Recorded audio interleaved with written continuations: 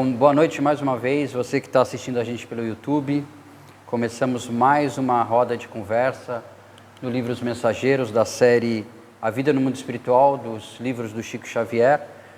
Sempre às quintas-feiras, às 19 horas, gravada aqui, em loco, no Lar Espiritual Seara de José, em Santos, na rua...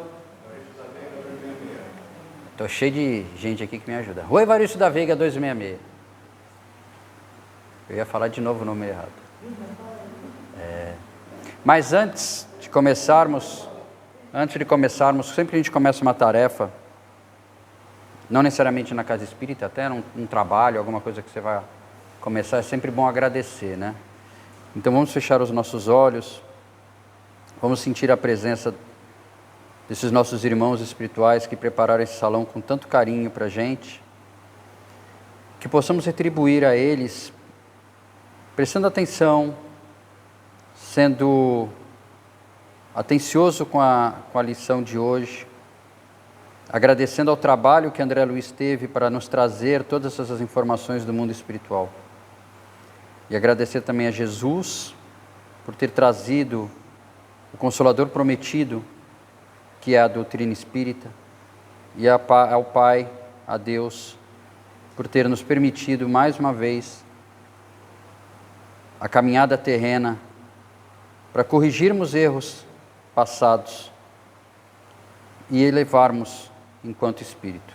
Que assim seja, graças a Deus e graças a Jesus.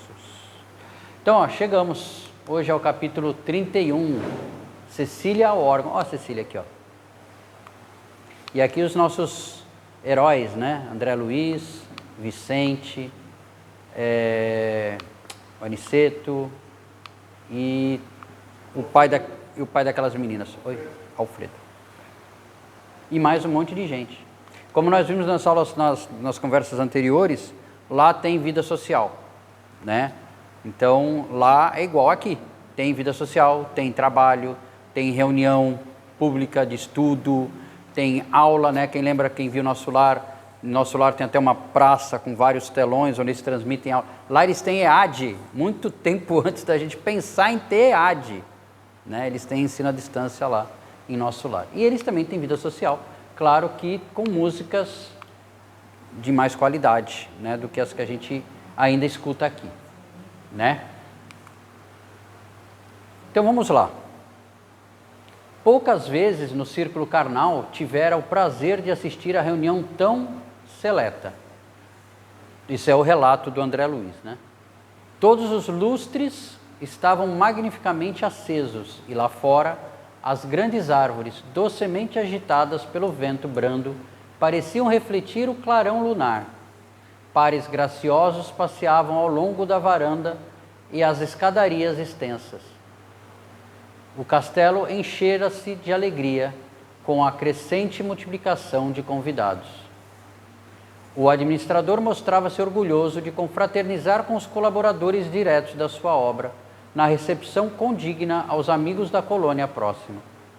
O júbilo transparecia em todos os rostos, e eu, observando a beleza do espetáculo, meditava na aventura da vida social, nos ambientes daqueles que começavam a compreender e praticar os amai-vos uns aos outros, distanciados da hipocrisia e das convenções aviltantes. Podemos encerrar por aqui. Né? Só esse parágrafo já praticamente fala, né? O júbilo que transparecia em todos os rostos, né? Ele meditava na aventura da vida social no ambiente daqueles, né? No ambiente daqueles que começava a compreender e praticar o amai-vos uns aos outros. Porque eram reunião de pares, como ele diz aqui, né? Pares graciosos passeavam ao longo da varanda e as escadarias extensas. Pessoas com fraternidade para com os outros, né? Como a gente sabe, lá não tem máscara, então lá não tinha ninguém fingindo que era alguma coisa que não realmente era, né? Ninguém falava alguma coisa e pensava outra, porque lá o que se fala é o que se pensa. Aliás, nem se fala, se for o caso, né? Conversávamos animadamente quando Alfredo nos convidou para o salão de música. Houve geral contentamento, A senhora Baccelar, dando o braço à nobre Ismália, parecia encantada com a lembrança. Dirigimo-nos para o grande reduto, prodigiosa semente, iluminado por luzes de um azul doce e brilhante. Deliciosa música embalava-nos a alma. Observei então que um coro de pequenos musicantes executava harmoniosa peça, ladeando um grande órgão, algo diferente dos que conhecemos na terra. Pequenos musicantes eram um coral de crianças cantando, né, ao lado do órgão. 80 crianças, meninos e meninas, surgiam ali num momento vivo, encantador. 50 tangiam instrumentos de corda e 30 conservavam-se graciosamente em posição de canto. Executavam com maravilhosa perfeição uma linda barcarola que eu nunca ouvira no mundo. Comovidíssimo, ouvi o administrador explicar. Peraí, antes disso, alguém sabe o que é barcarola? Eu esqueci de pesquisar. Mas vamos lá, para não deixar em branco, né?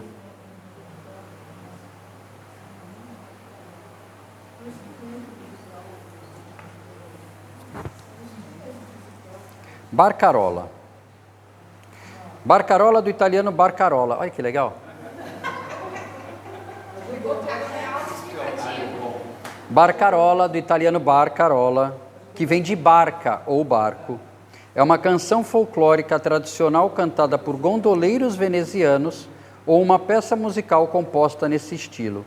Em música clássica, duas das mais famosas barcarolas são, e agora perdoem o meu francês, Belle Nuit, ou Nuit d'amour, de Jacques Offenbach, de sua ópera Os Contos de Hoffmann, e a Barcarolle, em Fá sustenido maior, do piano solo de Frédéric Chopin. Então agora a gente já sabe que Barcarolle ou Barcarola são músicas clássicas, né? Comovidíssimo, ouvi o administrador explicar.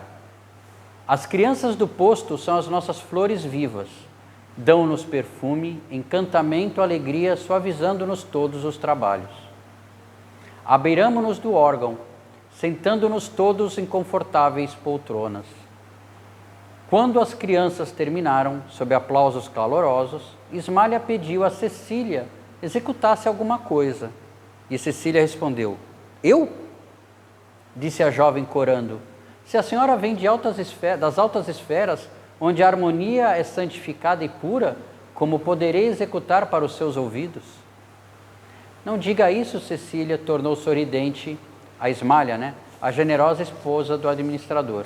A música elevada é sublime em toda parte. Vá, minha filha, lembre-me o lar terreno nos dias mais belos. E antes que a jovem Baccelar perguntasse qual a peça preferida, Ismália continuou. Os serviços musicais do posto levam-me a recordar a velha fazenda quando voltava do internato. Meus pais estimavam as composições europeias e quase todas as noites ensaiava ao piano. A gente já vem falando isso alguns capítulos atrás, né? Que esse pessoal devia ser pessoal que veio da Europa. Lembrem quem estava aqui no começo, viu que tinha uma sala com um quadro que remetia a um quadro que está no Louvre, na França, né? E agora a gente está falando de barcarolas, ou seja, música italiana, né? E a Ismália recorda de uma velha fazenda quando voltava do internato. E fixando em Cecília os olhos úmidos e brilhantes, rematou. Sua mamãe deve lembrar comigo a música predileta de meu velho e carinhoso pai. Notei que a senhora Baccelar disse alguma coisa à filha, em voz baixa, e vimos Cecília caminhar para o grande instrumento sem hesitação.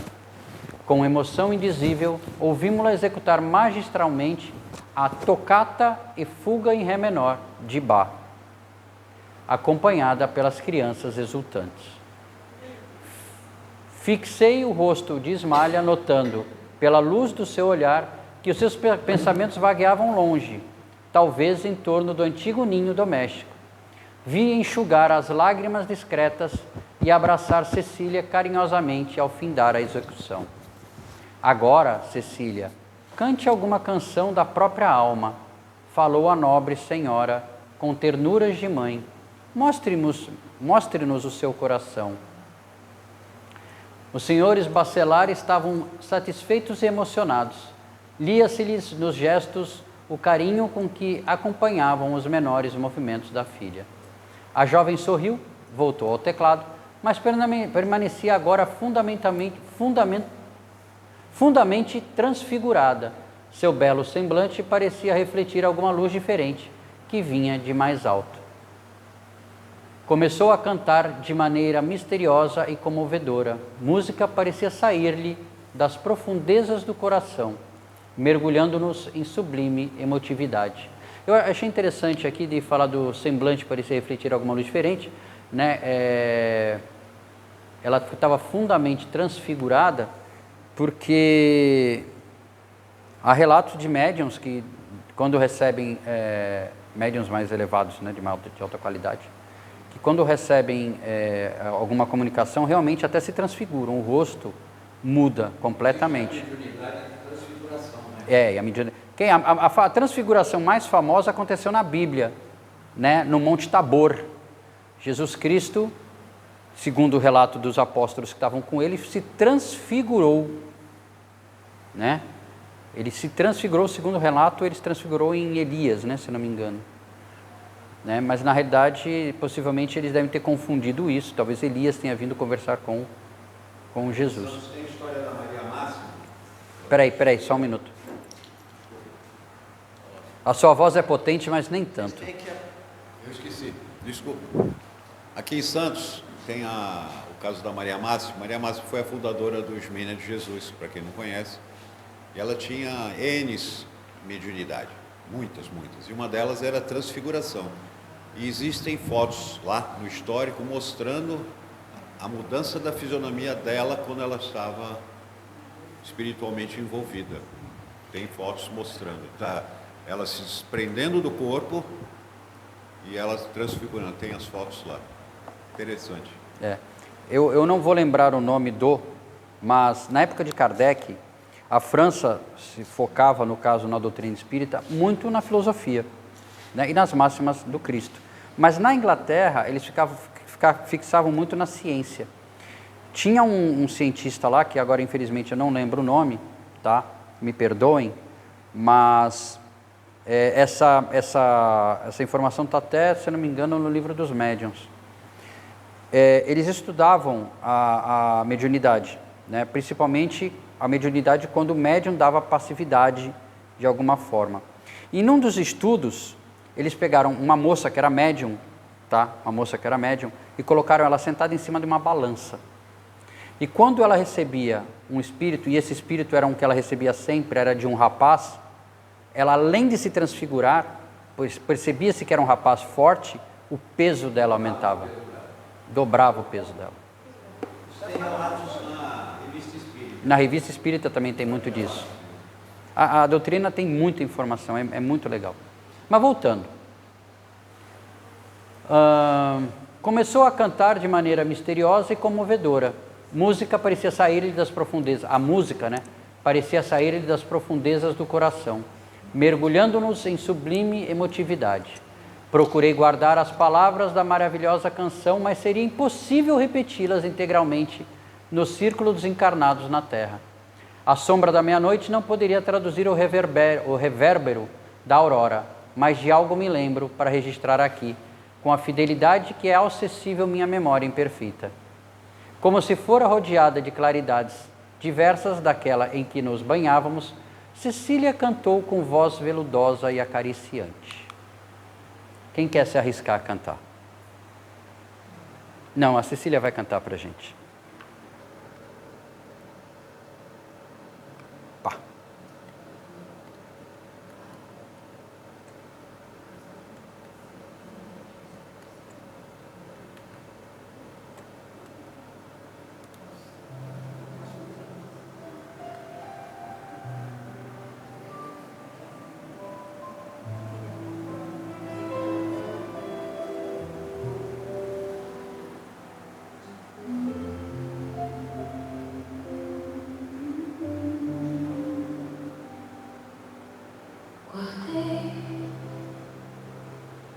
nos teus olhos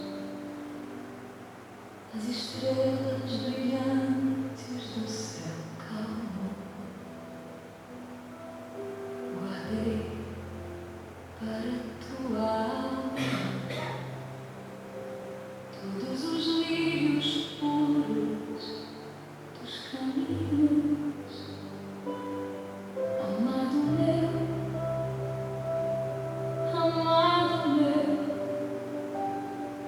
como é longa a viagem entre escolhos, neste oceano imenso da saudade, ao sublime luar da eternidade. Em vão afada esperança acende a luz dentro de mim, porque te foste ao mundo assim. Volta, amado, ainda mesmo que as tuas mãos estejam frias e que teus pés sangrem de dor. Trago comigo bálsamo à ternura. Volte a mim, vem respirar de novo no jardim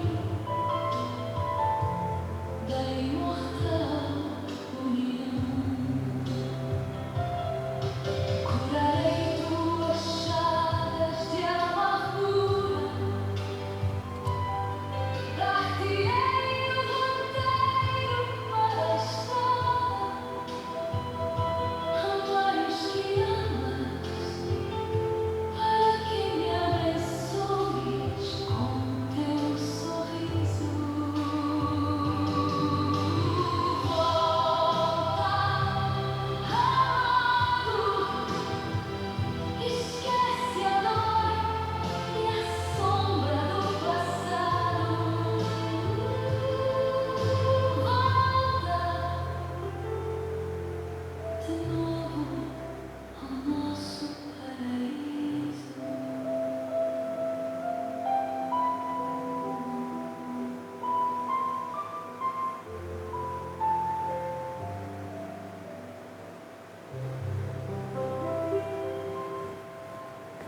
Gostaram da Cecília?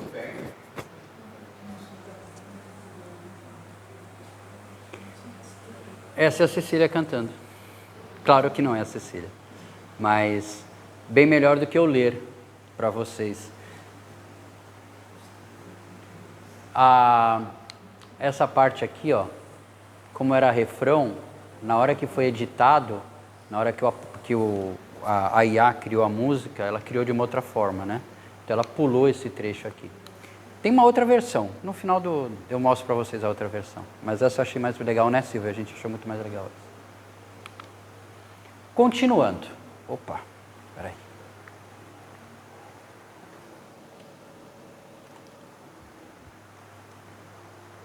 Continuando.